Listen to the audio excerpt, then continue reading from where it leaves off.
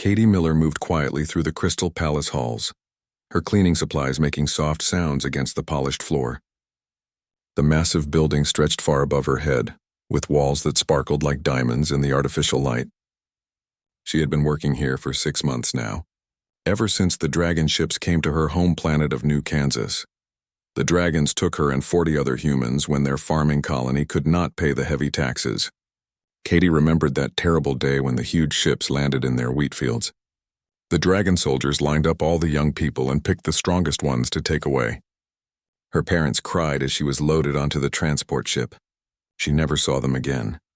Now she cleaned the private rooms of Emperor Zethrak, the most powerful dragon in 3-star systems. The Emperor ruled over billions of creatures across many planets. Humans were at the bottom of his empire. The dragons saw them as weak and stupid, good only for simple work like cleaning and carrying things. Katie rubbed her sore arm as she wiped down a golden table. Fresh bruises covered her skin from yesterday's beating. Overseer Vex, a mean reptile creature with sharp teeth, hit her for working too slowly. He said humans needed firm control or they would become lazy. Every day brought new pain, but Katie kept working. She had learned that fighting back only made things worse. The Emperor's study was the largest room she cleaned. Books from 100 worlds filled the tall shelves. Strange weapons hung on the walls. A huge window looked out over the capital city where millions of aliens lived and worked. Katie had never seen the Emperor in his true dragon form, but she heard he was bigger than a starship. As she dusted the Emperor's desk, footsteps echoed in the hallway. Katie quickly moved to the corner and kept her eyes down. She had learned to make herself invisible when important people walked by. The footsteps stopped at the doorway. "You there, human?" Katie looked up carefully. A tall man with golden eyes stood in the doorway. He looked mostly human, but something felt different about him. His skin seemed to shimmer slightly in the light. His voice carried power that made her want to step back. "Yes, sir," Katie said softly. The man walked into the room. His eyes moved over everything, including Katie. When his gaze stopped on her arms, his expression changed slightly. "Those marks on your arms. How did you get them?" Katie pulled her sleeves down quickly. "I fell down, sir.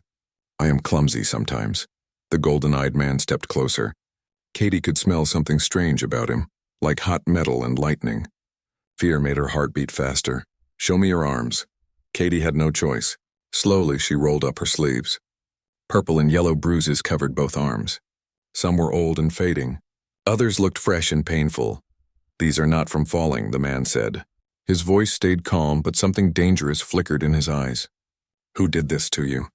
"Please, sir, I do not want trouble. I just want to work." The man studied her face for a long moment. "What is your name?" "Katie Miller, sir."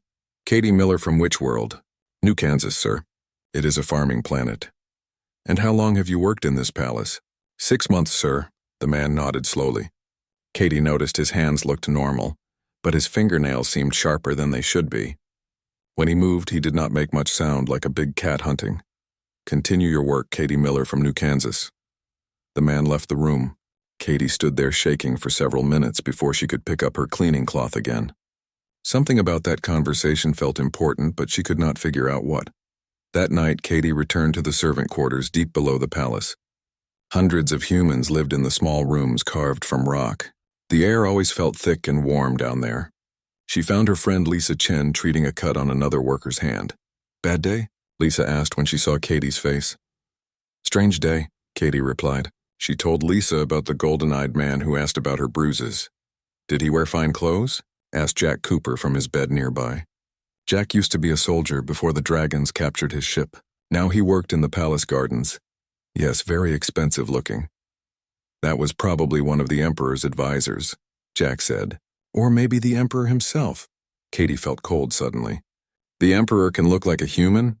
"Dragons can shapeshift," Lisa explained. "The old ones are very good at it. They can look like any species they want. Why would the Emperor care about my bruises?" Jack sat up on his bed. "Maybe he does not know how badly we are treated. The overseers might be hiding it from him. Or maybe he was just curious," Lisa said. "Dragons live for thousands of years. Sometimes they get interested in strange things." That night, Katie could not sleep well. She kept thinking about the golden-eyed man and his questions. In the morning, she went back to cleaning the Emperor's study. Everything looked the same as always. Around midday, she heard shouting from the corridor. Overseer Vex was yelling at a young human boy who had dropped a tray of food. The boy, named Pete, was only 16 years old. He came from the same transport ship as Katie. "Stupid human," Vex screamed. His voice sounded like rocks grinding together. "Look at this mess."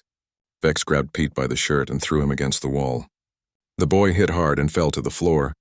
Blood ran from his nose. "I am sorry, sir," Pete said. "It was an accident."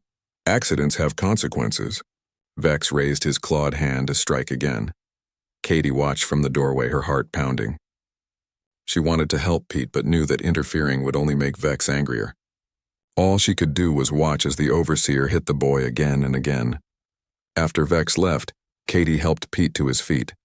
Together, they cleaned up the spilled food. Pete's face was swollen and he could barely walk straight. "It will be okay," Katie whispered to him. "We take care of each other. That is what humans do." But as she said those words, Katie wondered if anyone else in this huge palace cared what happened to them. Were they really alone here? Or was someone watching and learning things that might change everything? She did not know that Golden Eyes had seen the whole thing from the shadows. Emperor Zethrak stood in the shadows of the palace corridor, watching the human girl help the injured boy. In his 3,000 years of life, he had seen many species under his rule. Most would either fight back or give up completely when treated badly. But these humans did something different. They helped each other. The Emperor could change his shape to look like any creature he wanted. Today he appeared as a tall human with golden eyes. This disguise let him walk through his palace and see things his guards and advisors would never tell him about. What he saw troubled him. Overseer Vex was cruel beyond what was necessary. The Emperor allowed firm control of servants, but this looked like torture. More interesting was how the humans responded to such treatment. They did not break. Instead, they became stronger together. Zethrak decided to learn more. He spent the next few days disguising himself as different palace workers. He became a kitchen helper, a guard, and even a maintenance worker. Each disguise showed him new things about the humans that surprised him. In the deep levels below the palace, the humans had created their own small world. Katie Miller was part of a group led by Jack Cooper, the former soldier, and Lisa Chen, who knew about medicine. They had rules and systems that kept everyone alive and hopeful. "Remember," Jack told a group of new humans who had just arrived, "we look out for each other. When one of us gets hurt, we all help. When someone is sick, we share our food. We are not just slaves here. We are still human beings." Lisa showed the newcomers how to treat wounds using things they could find around the palace. She taught them which cleaning chemicals were safe and which ones could poison them. She also knew tricks for hiding injuries from the overseers. "The dragon doctors will not waste time on us," Lisa explained, "so we must know how to heal ourselves." Zethrak watched all this while pretending to fix a broken light panel. These humans had built a secret society right under his nose. They were far more organized than he had imagined. The Emperor's real test came 3 days later. A kitchen accident injured several alien workers when a steam pipe burst. Hot water and chemicals sprayed everywhere. The alien workers screamed and ran around in panic.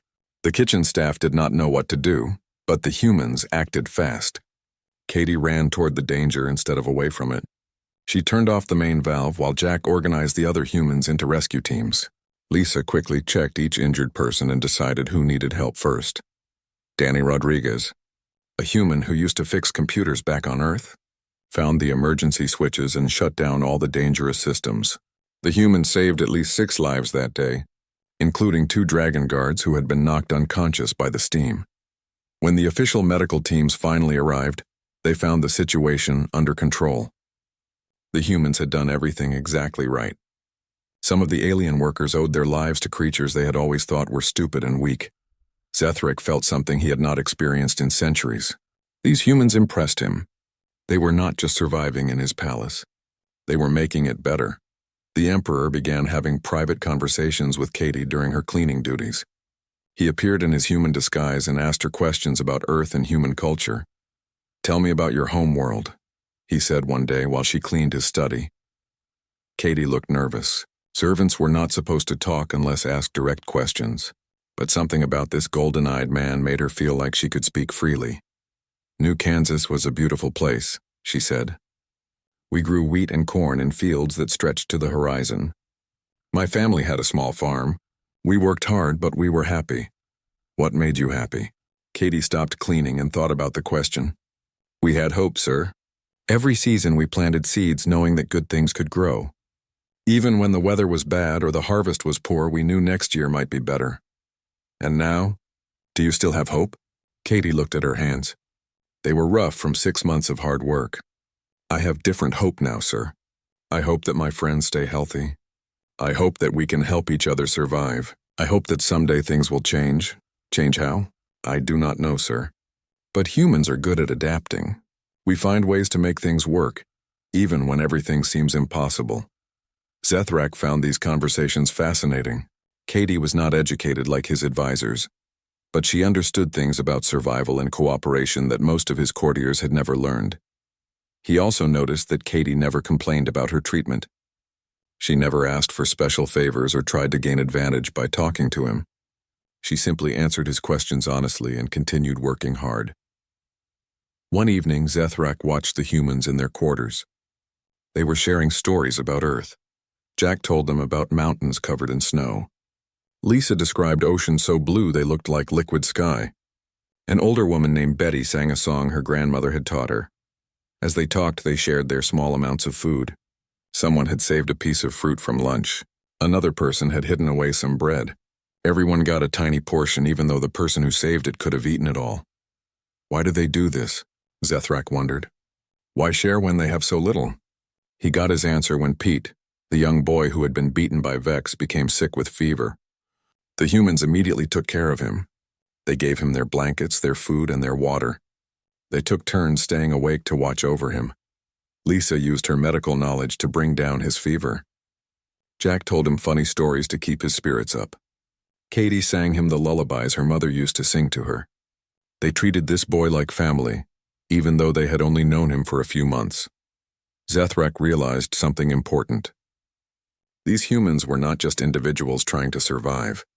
They had become a tribe. Their harsh treatment had not broken them apart. Instead, it had forged them into something stronger than any of them could be alone. The Emperor began to question everything he thought he knew about humans.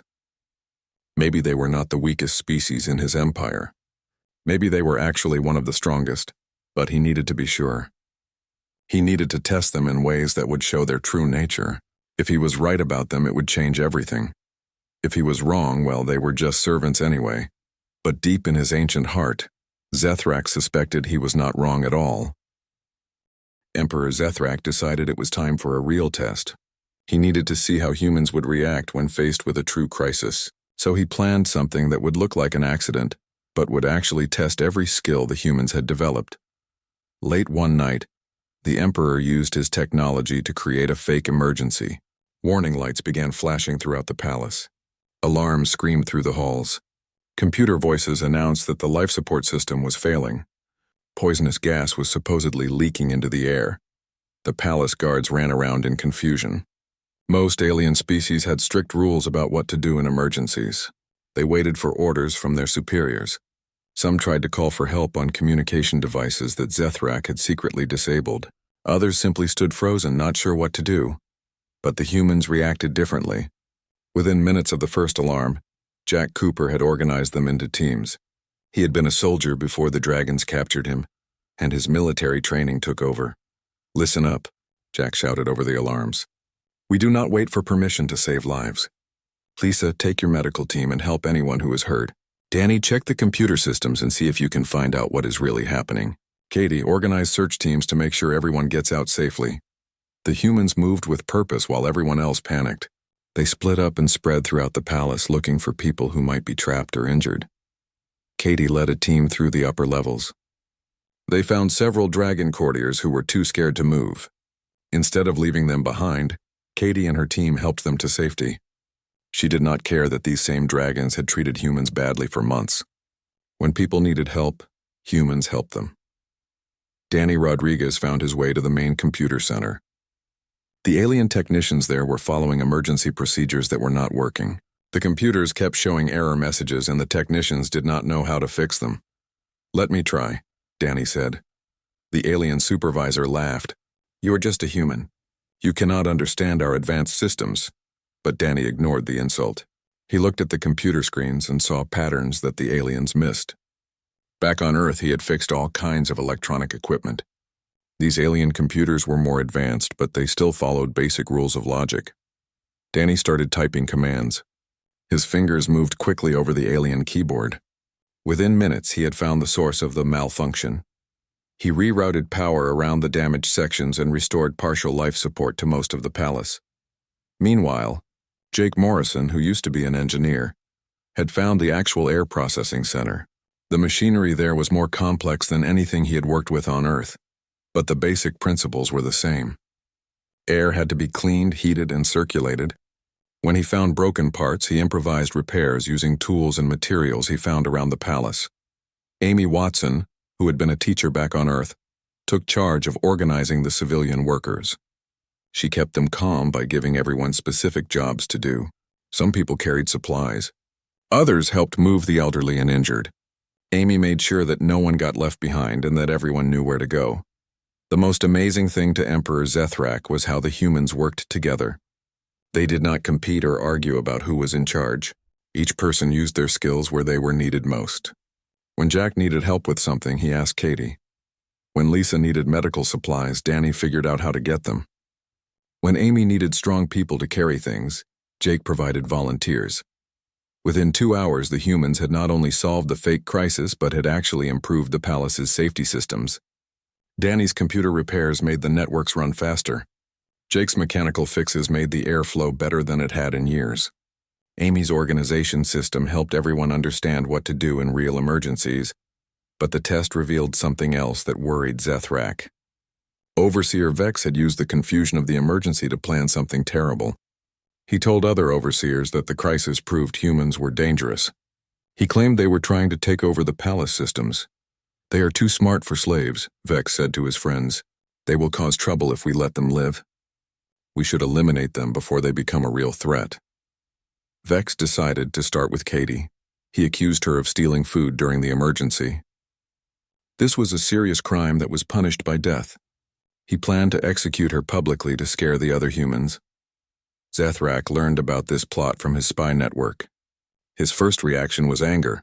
How dare Vex threaten someone the Emperor was studying? But then he realized this was another kind of test. How would the humans react when one of their leaders was in danger? The execution was scheduled for the next morning. Vex announced it to all the palace servants as a warning about what happened to thieves. He expected the humans to be frightened and to stay quiet. Instead, every human in the palace volunteered to take Katie's place. Jack stepped forward first. "Katie did not steal anything," he said. "I was with her during the whole emergency. If someone must be punished, punish me instead." "No," said Lisa, "punish me. I am the medical leader. If anyone stole food for the injured, it was my responsibility." "It was me," said Danny. "I took supplies to fix the computers." "No, it was me," said Amy. "I organized people to carry things. One by one, every human claimed responsibility for the theft that had never happened. They stood together facing Vex, ready to die for their friend.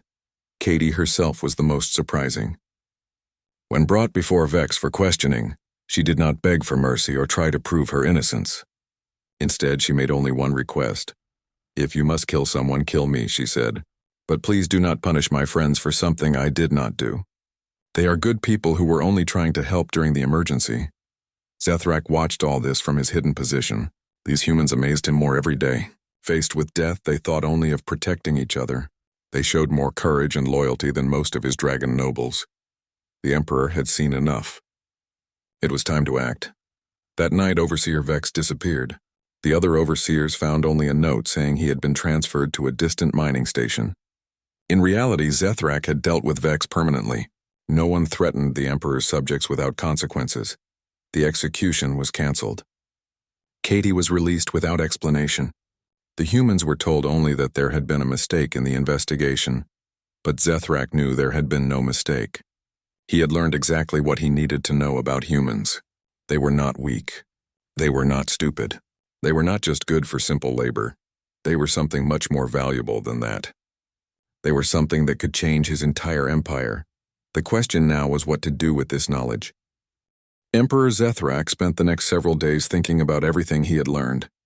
In his private study, He pulled up files about human history that he had never bothered to read before. What he found changed his understanding completely. Humans had only been in space for a few hundred years, but they had spread across dozens of worlds in that short time. Most species took thousands of years to expand that far. The records showed that humans adapted to new planets faster than any other known species. On ice worlds, they built underground cities heated by geothermal energy. On desert planets, they created water from air and grew food in artificial environments. On worlds with dangerous weather, they built floating cities and underground tunnels. No matter how difficult the conditions, humans found ways to survive and thrive. The Emperor also read about human wars. They fought each other often, but they also showed remarkable ability to work together when facing outside threats. When alien diseases attacked their colonies, human doctors from different worlds shared information instantly. When natural disasters struck, human rescue teams arrived from across the galaxy to help. Most interesting was what happened when humans were conquered by other species. Unlike most races, they did not simply accept slavery. They adapted, learned, and waited for opportunities. Several alien empires had fallen because they underestimated human determination and cleverness. Zethrak realized he might be making the same mistake those other empires had made. He had assumed humans were weak because they did not fight back directly, but maybe they were just waiting and learning, growing stronger while their enemies grew comfortable. The Emperor decided to make some changes, but he had to be careful. If he improved conditions for humans too quickly, other species might become suspicious. He needed to make it look like practical decisions rather than favoritism. First, he replaced several overseers throughout the palace. He told his advisors that the old overseers were inefficient and that new management would improve productivity. The new overseers were instructed to be firm but fair with all servants. Next, he improved food and medical care for palace workers. He announced this as a health initiative to prevent diseases from spreading through the palace. Better fed and healthier servants would work more efficiently, he explained. Finally, he started giving humans more complex jobs. When Danny Rodriguez proved he could fix computer problems, Zethrak assigned him to work with the palace's technical staff. When Jake Morrison showed engineering skills, he was moved to the maintenance department. When Lisa Chen demonstrated medical knowledge, she was allowed to assist in the palace clinic. The other palace workers noticed these changes but did not understand their real meaning. Most assumed the Emperor was simply trying to get more work out of his servants. They did not realize he was actually testing human abilities in new situations. Katie continued cleaning the Emperor's study, but now their conversations became longer and more detailed. Zethrak asked her about human philosophy, art, and culture. He wanted to understand how humans thought about the world. On Earth, we have a saying, Katie told him one day. When life gives you lemons, make lemonade. It means that when bad things happen, you try to make something good from them. And what good have you made from your situation here? The Emperor asked. Katie thought carefully before answering. I have learned that humans are stronger together than apart. I have made friends who are like family to me. I have discovered that I can survive things I never thought possible. I have learned that kindness is more powerful than cruelty. These words stayed with Zethrak for days. Katie had been kidnapped from her home, forced into slavery, and beaten regularly. Yet she spoke about learning and growing stronger. This was not the response of a broken spirit. This was the response of someone who refused to be defeated. The Emperor's new understanding was tested when assassins attacked the palace. They came from House Draconis, a rival dragon family that wanted to overthrow Zethrak. The attack happened at night when most of the palace was sleeping. The assassins were skilled fighters with advanced weapons. They disabled the main security systems and infiltrated the palace through hidden passages. Their plan was to kill the Emperor and take control of his empire. But they had not planned for the humans. Jack Cooper was awake when the first alarm sounded. His military training told him this was not a drill or an accident. This was a real attack. He immediately woke the other humans and began organizing a defense. This is not our fight, some of the humans said. Why should we risk our lives for the Emperor who enslaved us? Jack's answer was simple. Because this is our home now. These are our friends. If the palace falls, we all die anyway. We might as well die fighting. The humans knew the palace better than the assassins did. They had been cleaning and maintaining it for months.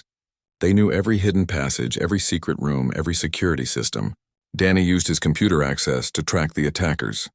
Lisa set up medical stations to treat wounded defenders. Katie and others guided palace guards through routes the assassins would not expect. The turning point came when Katie spotted an assassin with a long-range weapon positioned to kill the Emperor. Zethrak was in his study trying to coordinate the defense. He did not see the sniper hiding on a balcony outside his window. Katie did not think about her own safety. She ran toward the Emperor, shouting a warning. The assassin fired, but instead of hitting Zethrak, the energy blast struck Katie in the shoulder. She fell to the floor, bleeding heavily. But her warning saved the Emperor's life. Zethrak's guards were able to locate and eliminate the sniper. The assassination attempt failed. As the battle ended and the surviving assassins retreated, Zethrak knelt beside Katie in the palace medical center. She was unconscious from blood loss and pain medication. The dragon doctor said she would survive, but recovery would take weeks. Looking at her pale face, Zethrak felt something he had not experienced in centuries of ruling: gratitude. This human slave had risked her life to save him. Not because she had to, but because she chose to. The Emperor spent the rest of the night thinking about that choice. Katie had every reason to hate him. He had conquered her world, taken her from her family, and allowed her to be mistreated. Yet when his life was in danger, she acted to protect him. That was when Zethrak finally understood the truth about humans. Their greatest strength was not their intelligence or their adaptability or their cooperation, though those were all impressive. Their greatest strength was their capacity for growth. They could take the worst experiences and transform them into something positive. The brutal treatment humans had received in his palace had not broken them. Instead, it had forged them into a community capable of extraordinary things. Their suffering had taught them compassion. Their oppression had taught them to value freedom. Their powerlessness had taught them to work together. As he watched Katie sleeping in the medical center, surrounded by her human friends who were taking turns caring for her, Emperor Zethrak made a decision that would change everything. It was time to stop pretending these beings were simple servants. It was time to acknowledge what they really were: the most remarkable species he had ever encountered. The question now was how to fix the terrible mistake he had made in underestimating them. Katie woke up 3 days later in a room she had never seen before. Instead of the cold stone walls of the servant quarters, she found herself in a comfortable bed with soft sheets and warm blankets. Sunlight streamed through a large window that looked out over the palace gardens. Lisa Chen sat in a chair beside the bed, reading from a medical tablet. When she saw Katie's eyes open, she smiled with relief. "Welcome back," Lisa said. "You scared us for a while there." "Where am I?" Katie asked. Her shoulder hurt, but the pain was manageable. "You are in the Palace Medical Center, the private section where they usually treat important officials." Lisa checked Katie's bandages. "Your wound is healing well. The dragon doctors say you should make a full recovery." Katie tried to remember what had happened. She recalled seeing the assassin with his weapon pointed at the golden-eyed man.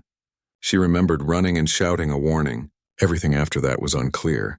"Did the Emperor survive?" she asked. "Yes, thanks to you." The attack failed completely. Most of the assassins were killed or captured. Over the next few days, Katie received many visitors. Jack Cooper told her that all the humans were being treated better since the attack. Danny Rodriguez had been officially promoted to head of computer maintenance. Jake Morrison was now chief of palace engineering. Amy Watson was training new workers in emergency procedures. "Something has changed," Jack said.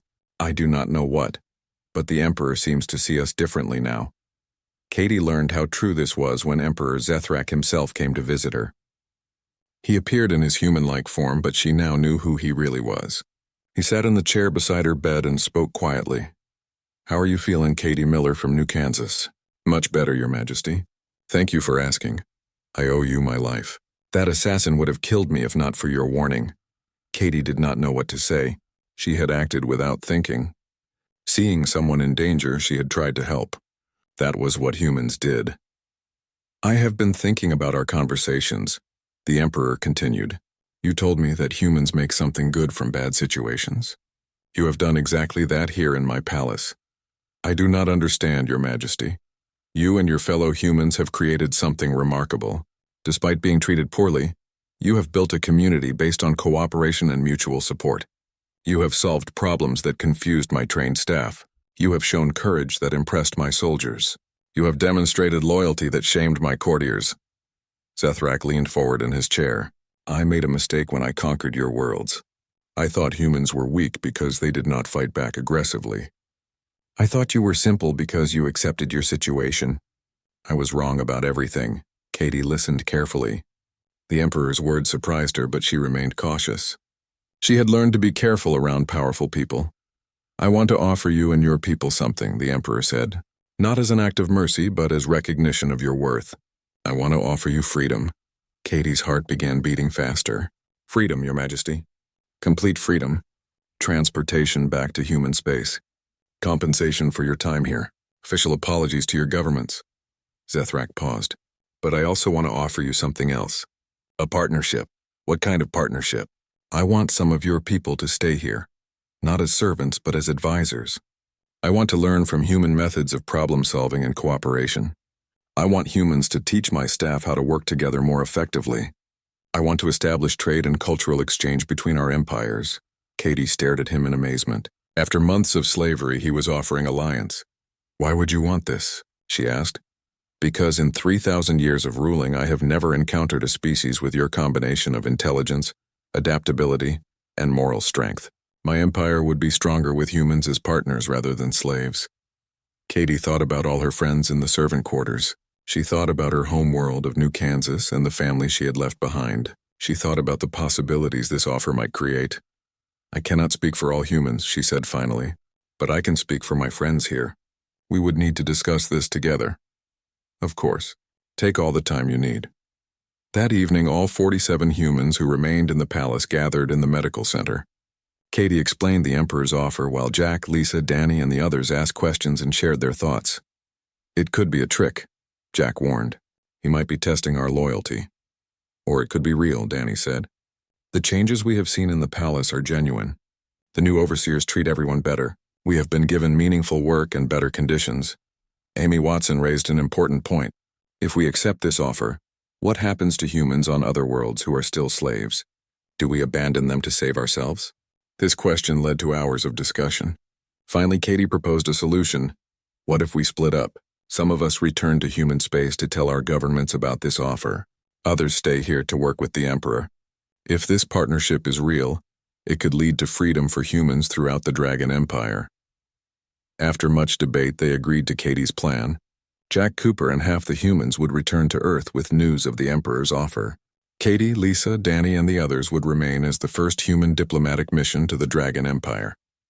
2 weeks later, the day of departure arrived. A human ship had been contacted through diplomatic channels. It arrived at the palace spaceport with officials ready to negotiate a formal treaty. Emperor Zethrak addressed his court in the great throne room. For this ceremony, he appeared in his true dragon form. He was magnificent and terrifying, larger than a starship, with scales that gleamed like metal and eyes that burned like stars. Today marks a new age in our empire. His voice rumbled through the vast chamber. We welcome humanity not as servants, but as partners. They have proven their worth through intelligence, courage, and honor. From this day forward, humans in our territory will hold the rank of strategic consultants, with all the rights and protections that title provides. Many in the court murmured with surprise or disapproval, but none dared oppose the Emperor directly. Katie stood with her human colleagues in a place of honor near the throne. She wore new clothes appropriate for a diplomatic advisor, rather than the simple garments of a servant. The transformation still felt unreal. As the ceremony concluded, Katie reflected on the strange journey that had brought her here. She had arrived as a frightened farm girl from New Kansas, taken from her family and forced into slavery. She was leaving that role as a diplomatic representative of her people, helping to forge a new relationship between species. The bruises that had started this whole story were long healed. But the lessons learned from that pain had created something beautiful. Humans had proven that suffering could be transformed into strength, that oppression could be overcome with patience and wisdom, and that even the most powerful beings could learn to see others with new eyes. Standing in the Dragon Emperor's throne room, Katie remembered her old saying about making lemonade from lemons. Sometimes the sourest experiences could become the sweetest victories. But the real victory was not personal freedom or improved status. The real victory was showing the galaxy that humans were not weak or disposable, They were partners worth knowing, allies worth having, and people worth respecting. As human and dragon officials began discussing the details of their new alliance, Katie smiled. This was just the beginning. Throughout the galaxy, other species who had dismissed humanity as weak would soon learn the same lesson Emperor Zethrak had learned: never underestimate. The species that turns bruises into bridges and transforms suffering into strength. The age of human partnership had begun,